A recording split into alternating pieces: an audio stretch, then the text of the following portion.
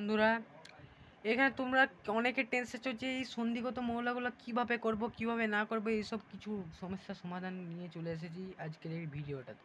ভিডিওটা দেখুন, বুঝুন, সব বুঝে যাবেন। আমি আছি, চিন্তা নাই। I am Ripon Pal, came from. তাহলে কি প্রথমে সন্ধিগত মৌলের আন্ডারে এইটা দেখাচ্ছে কি কি ধাতু, হাইড্রোজেন, লিথিয়াম। এটা কীভাবে মুখস্থ করবেন না, হ্যালিনাকে আর ক্লাসে ফিরতে হবে না। কি বললাম? হ্যালিনাকে আর ক্লাসে ফিরতে হবে না। তাহলে কি এই যে হ্যালে মানে হাইড্রোজেন, লিথিয়াম, নাইট, সোডিয়াম, পটাশিয়াম, রুবিডিয়াম আর সিজিয়াম আর ফ্রান্সিয়াম। ঠিক আছে, তাহলে এটা হয়ে গেল। দ্বিতীয় নম্বরে কি আসছে এইখানে,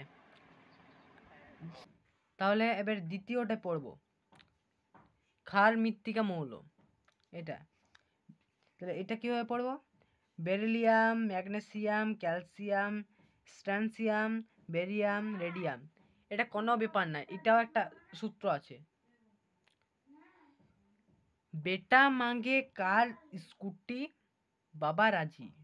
কি বললাম? বেটা মাঙ্গে কার স্কুটি বাবা রাজি। এটা একটা ইয়া।